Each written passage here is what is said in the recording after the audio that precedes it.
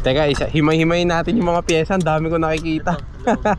Ang dami, busog na busog sa pyesa to. Pero kulang-kulang sa tingin mo aabot na 200, 250? Siguro mga 180 to 200. Bigayin ko lang konti mamaya. Mga pogi. Gusto ko na ito. Woohoo! Gagi, gusto ko na ito. Damn.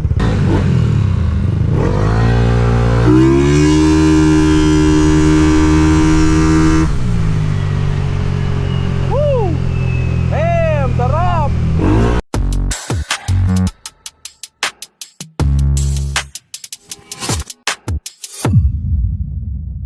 What's up mga tol? Ngayon, paalis tayo. May i-review tayo ngayon na exciting na motor. Ngayon ay NMAX V2. Circuit concept ulit, pero ito, madiin kargado, then busog sa pyesa. Puntahan natin, nandun siya ngayon, sakto nakatambay dun sa spot natin.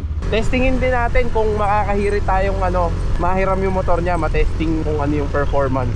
Kasi first time kong makakagamit if ever ng kargadong maxi scoot, mga NMAX, Aerox. Sanay kasi tayo kargado, pero mga Mio lang. Mio, Pino, yun. Mga Raider. Pero sa Maxi Scoot, kung sakaling pahiramin tayo, patestingin tayo, first time yun. So yun, tara, biyahe muna ako. Ay, nakalimutan ko pala. Wait lang. May nakalimutan tayo sa bahay. Yung motorcycle bundle ng Insta360, may bibili kasi sa atin. Binenta ko na lang kasi hindi natin ma-maximize dito sa motor natin. Kasi yung mga mounting niya, hindi bagay sa Aerox. Pang may mga tubular na handlebar. Gaya ng mga PCX, ganon. Sa ganon siya bagay. Sa atin kasi walang kapitan masyadong malaki yung clamp. Kaya yun, benta na lang natin. Bili tayo sa online ng side mirror mount para sa camera natin. Para magamit din natin yung isa, yung Pocket 2. Doon ko na lang papuntahin yung buyer noon. Binenta ko ng sobrang murang halaga. Wala pang 2 linggo sa akin. Kunin lang namin yung Insta360 na motorcycle bundle. Then, diretso kami ngayon sa south.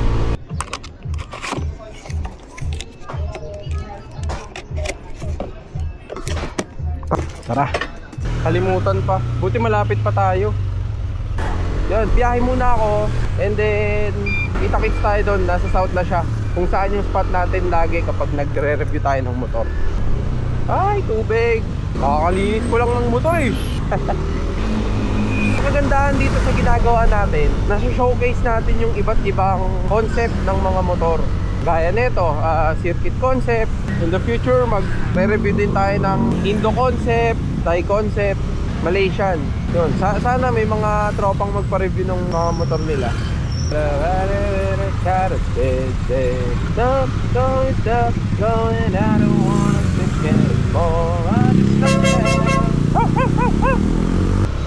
Dito na lang tayo maghintay. Ayun pala si Kuya Jay.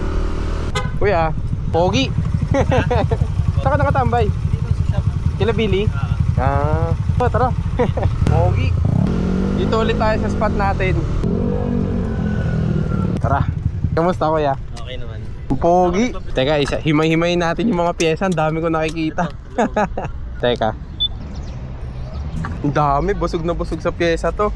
So mga tol, ito yung i-review natin na NMAX. This is NMAX V2. Saan mo ba gusto mag-start? Siguro dito tayo sa ulo. So ito, wala naman masyado. S1FL na RCB. 14mm. 14mm to. 14mm. Tapos parehas S1FL. S1FL same. Tapos wala naman, MDL switch lang. Natanggal pa nga yung isa. Tapos very plain lang. Tapos impound concept. Impound concept. Walang side mirror. Pero ito yung sinasabi ko kasi dun sa channel lagi. Na kahit busog sa pyesa, kaya pa rin maging malinis. Doon kasi sa page pala natin, sa channel, ang pinopromote natin is clean concept. Clean concept. Parang any concept, basta malinis yung Nakaka-execute. Ayun yung parang binibuild ko na image nung mga doon sa channel. So yun, kagaya nito, ito ang best example ng cleanish concept. Para sa akin, kahit circuit concept siya, sobrang linis. Kumbaga ano lang, wala masyadong nilalagay. Kung ano lang yung kailangan. Kung ano lang yung kailangan, then tama yung mga nilalagay. Ito, sobrang linis niya. Ang napansin ko, pati yung grip stock. Ang ganda, no? So ito, S1FL, both anodized. Anodized, okay. Yung sa akin, budget meal lang yung lang yun eh. P3. Budget meal lang tayo eh. Tapos, napansin ko kuya, ang dami mong bolts na nakalagay. Anong bolts to mga to? Ayan, GR5. Yan, GR5 bolts. Hindi daw madiin, no? Pero naka GR5. GR5, pang palabas lang ng kulay. Purple blue. Pero ang So pogi. mga 90% kulang pa 90%. na bolts. So may mga kulang pa like yung sa ehe niya, tapos yung mga sa ilalim. Kasi hindi ko pa nakuha yung sukat. Okay. Tapos dito pala kuya, matanong ko, magkano ang S1FL na... Siguro ngayon, meron yung version na yan, parang may 4-5 yata each. 4.5 each. Parang So 9,000. 9,000. Doon pa lang masakit na eh. Hindi ko lang alam kung tumaas siya ngayon. Next dito, so dito 9,000. Kayo na lang mag-compute, no? Ay patay, kukumpit pa na, delikado pala yan. Sige. Okay. Hindi, ito. Sa GR5, magkano ang GR5 kuya? GR5, nag-range ng siguro pinakamababa is 150 150 to each. 300 each. Depende sa bolts, no? Depende sa type ng bolts tsaka size. Sa size. Pero sa ganito, ito yung mga 150. Mga 200 plus siguro. 200 plus yung ganito, Medyo yung malaki. malaki. Ang 150? Yung pinaka-basic, like yung body bolts. Okay. Ito madiin talaga. Kailan kaya magiging ganito yung motor natin, no? Sarap. Tapos dito, napansin ko kuya, naka JVT na suspension ka. JBT suspension 33 mm. 33? 33 pang NMAX. Okay. Tapos, Ang Aerox yata 30, di ba? 30, ano yata? 30, merong 30. Alam ko, pwede rin yung 33. Kaso masyadong malaki eh. Pang NMAX talaga yung 33. Usual. Tapos dito sa braking system, tuloy natin. Una, S1FL. S1FL. Tapos sa baba, Ay wait, sa JVT suspension, magkano? 12.5, mga ganon. 12.5? Sakit. Then dito, Ano lang to, yung sakto na disc lang, parang black diamond. disc niya Siguro is mga 3K. Kasama bracket. Kasama na yung bracket. Okay. Then sa caliper? Parang S26 yata. Hindi lang ako sure. Sukat pa lang S26 kahit pang harap na. Akala ko sa likod lang siya ubra. Yung sa likod ko, yung luma, yung S-series yata yun. Okay. Pero etong S26, ubra pala. Yung medyo latest yata yan. Tapos, syempre, partneran mo siya na host. Anong host to kuya? RCB din. RCB? Kagaya na sa akin, ano ba to? RCB na, nakalimutan ko yung pangalan eh. S1 something. Nakalimutan ko. Nakalimutan namin eh. S-series. S-series, S-series. Then, dito tayo sa gitna. Ito palang, ganda ng upuan mo. Yung upuan stock. Stock na naayos ko kay WJP. WJP. Same lang na sa akin, doon din ako nagpagawa. Racing seat, tapos matchy lang yung borda. Oo. Pero ang ganda ng pattern kuya. Sakto. Kumbaga sakto lang. Kita ba yung pattern? Ganda, para siyang mga diamond. Sakto may black diamond si kuya na ano. Sa ano pala, sa S26, magkano kuya ang... Parang siguro maximum na 3,000, 3K. Okay. 2.5 to 3K depende kung saan mo siya kinuha. Then sa host, mga mga nasa 1.3 yata ang... Yung set, kasi set yan eh. Ang set niyan, bili mo ng 4.5 lahat. Kasama na yung host. Ang ABS, kasi ano yun eh, apat na piraso. Kayo na mag-compute kung magkano. 9,200 or 150, 90% kompleto na siya. Pinresyuhan pala. Diin naman kasi talaga. Pinresyuhan pala. Tapos dito, 3K no, sub-disc. 3K. Sa mags pala, anong mags to? RCB din. RCB na. Nakalimutan ko din yung model pero naka-powder coat na kasi siya. Pero para siyang SP500 ba? 800? Ayun, parang 800. Ayun. Kasi yung kamukha nito yung RB6 eh, no? Pero iba yung itsura niya sa kabila eh. Hindi ganyan yung RB6 ko dati. Then dito sa gitna, ayan, Umara J-Tor, tas may bolts din. naka GR bolts Tas din. ito pala yung GR5. may daya tayo, yung silencer natin. Oo nga, napansin ko nga to kahit nung sinend mo pa lang sa akin kuya yung video. Napansin ko sa kanya. Sabi ko, ano tong nakakabit sa pipe? May automatic silencer. Tapos ano to, ikaw lang nagpasadya niyan o may ganyan talaga? Papasadya mo siya, bibilin mo siya separate. Ah, Tapos papa-modify mo pa yung tube. yung elbow. Elbow. Ang galing. Tapos sino ang gumawa nito kuya? Tropa lang din sa Purview. Kay Boss Orly. Boss Orly. Okay. Shout out Boss Orly. Pagka dumiin yung motor ko, gawa mo rin ako nito. Pag naging kargado na rin. Ang tawag dito kuya, silencer lang mismo. Silencer. Saan ang switch na ito? Nandito sa loob.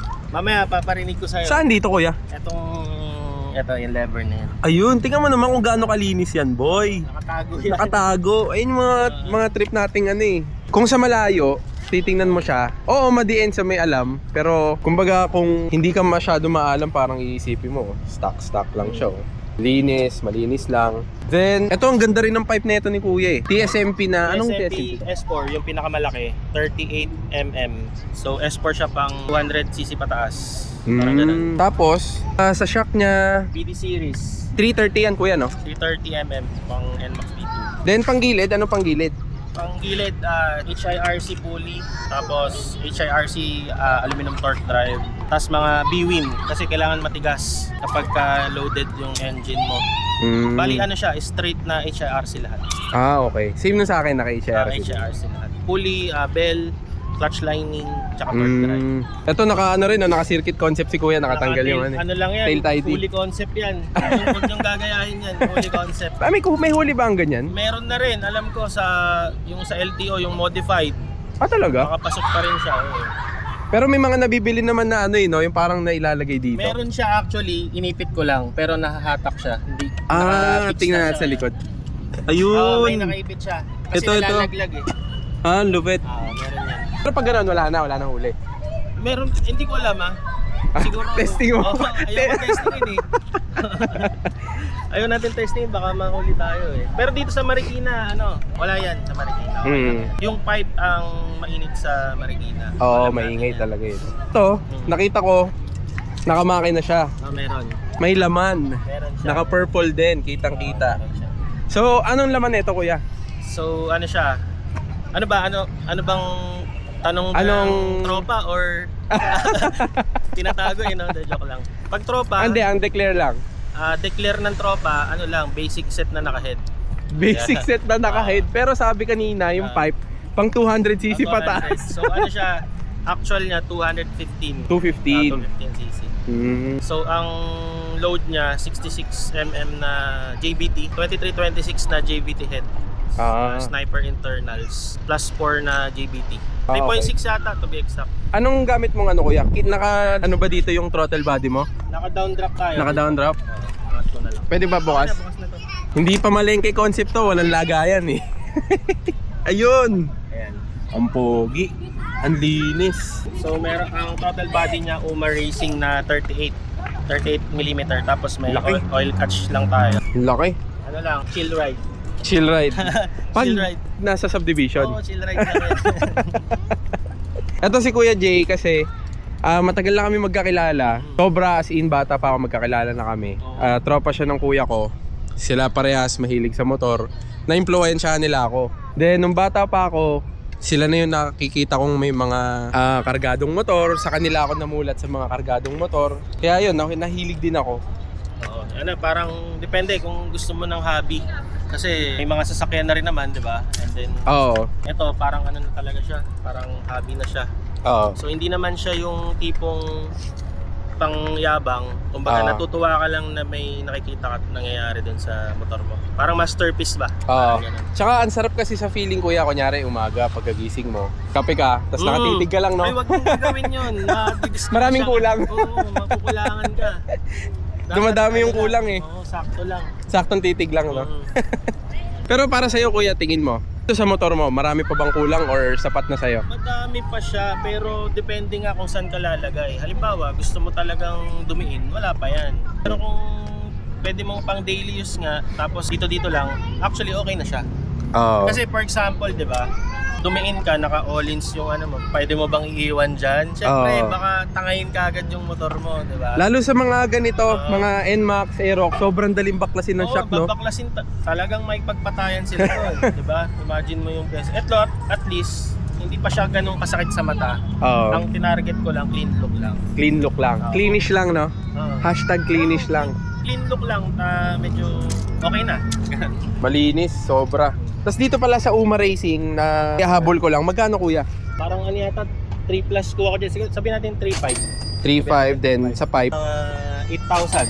8, then dito sa shock 12.5. 12.5. Tapos goma pala ni Kuya is Pirelli Angel scooter. Hindi siya pang Marilaki hindi siya pang liko. Kaya pang lang yan, pang chill ride lang yan. Sasabi ko sa inyo, tingnan nyo yung gulong ko. Pirelli na Angel scooter.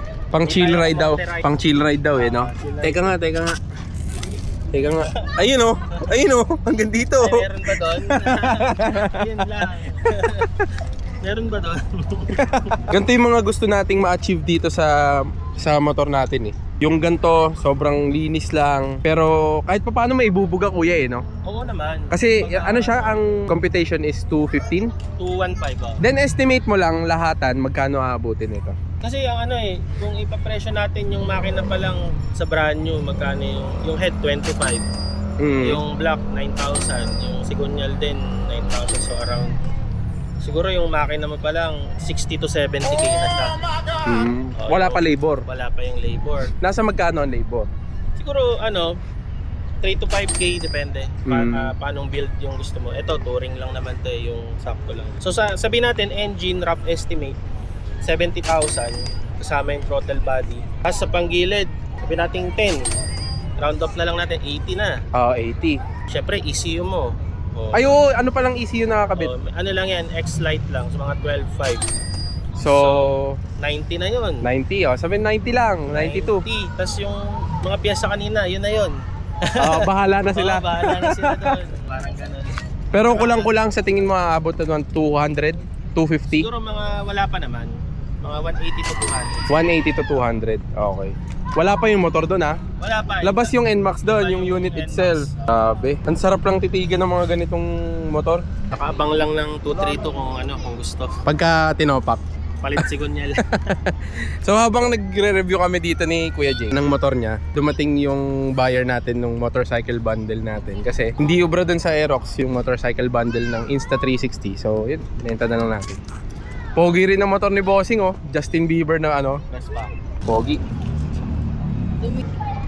So yun, pinayagan tayo ni Kuya Jay gamitin yung motor niya. Matesting lang, ikot lang. Hindi naman natin isisemplang.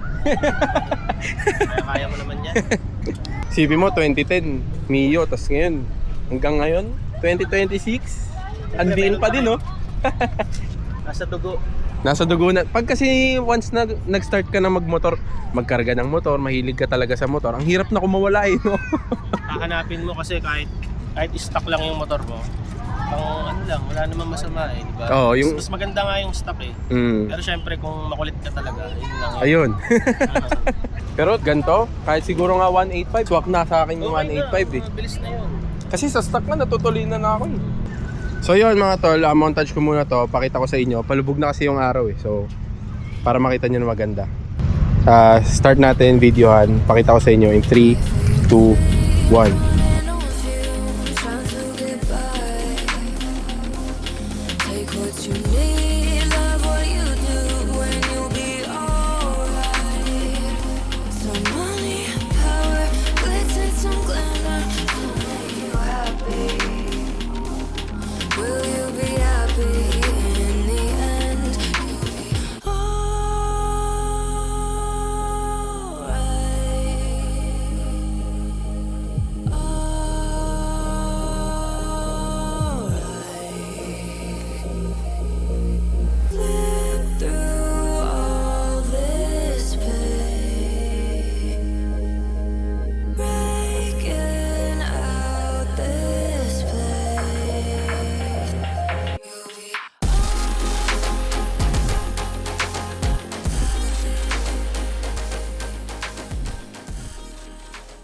Yun, so ngayon, testing na natin to. Before that, nabanggit sa akin ni Kuya na dyno tune pala to. Kuya, ilang horsepower lumabas dito? Parang 26 sa Dynojet. Which is ang stock, ilan ba dapat ang stock? Stock yata, parang Wala pa yatang 18, no? wala pa. Grabe, laki ng tinalon. Pero kasi siya, yung ECU niya, may problema pa nun sa auto-tune. Boss, thank you. Ingat. Pogi ng Vespa ni Bossing. Pag ibabalik ko pa siya na bago na ECU, abot daw siya ng mga 30 30. Kapag Anong ECU? RC Mini XX yung may hibit. Yung kulay orange ba yon? Hindi, Super X yun Okay. Wala tayo nun, mahal yun. Yun ang mahal? Mahal yun. Okay. So yung 30k sa'yo na ECU, mura pa? Hindi, mahal yun. Wala tayong ganun. Pogi. Tara, testing natin to bago magdilim. Try lang natin kung ano ang power ng 26 horsepower na NMAX V2 215cc. Tara, samahan niyo ako.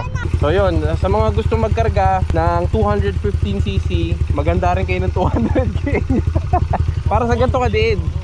Oo. Para sa ganito kadiin. Yun. Siyempre, may mga options naman na parts. Pero kung gusto mong dumihin, JBT talaga yung JBT, oo. para iwas na berya din. Naku, nakakahiya tapakan.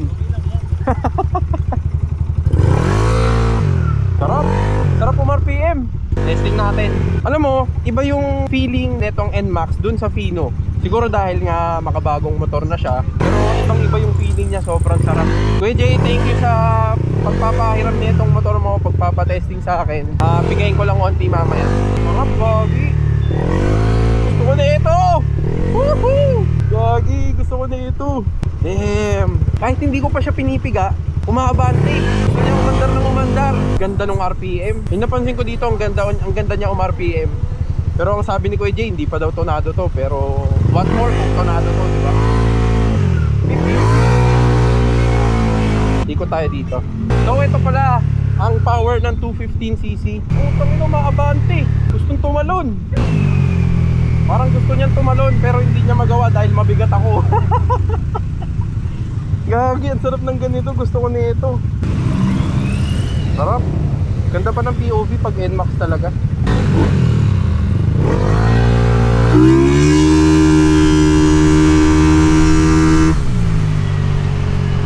Woo!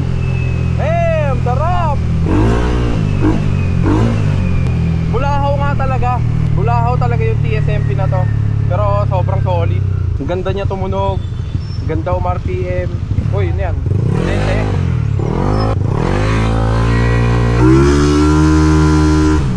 Tumatalon.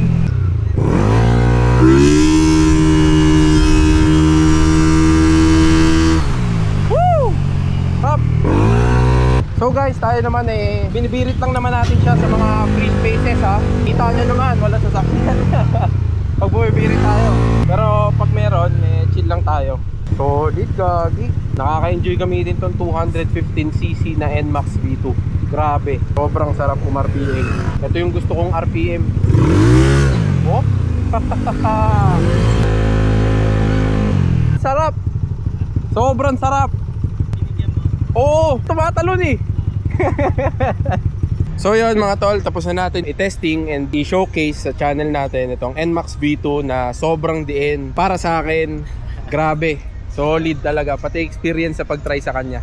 So bali, yun nga pala, shoutout na rin natin kuya yung nag-build ng ano mo. Yun. So, BNC Motorcycle Parts kay Boss Billy. Tsaka yung builder ko si Carlo, tsaka si Borong. Eto, DMB Works, Dumbo Works, tsaka si Borong Works. Ayan. Pagka NMAX Aerox, papabuild doon. Solid yung mga yun. Solid. Tsaka base din sa pagkakatesting ko sa kanya, solid talaga yung pagkakagawa. Yung hindi ka, parang kahit pigain mo siya, hindi nakakatakot sa sabog ba to o hindi, no? Sobrang tonadong tonado. Tuner mo pala, sino kuya? Tuner ko, Mickey Las, kay MTRT, kay Sir PJ, Choco Tune.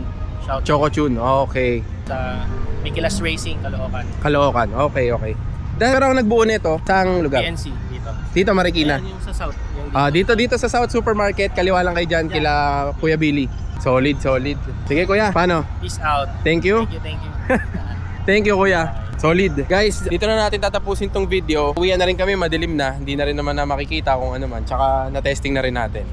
Kita-kita na lang tayo next video. Ako ulit to, si Wang. Lagi nyo tandaan, cleanish lang kami palagi. Clean. Cleanish.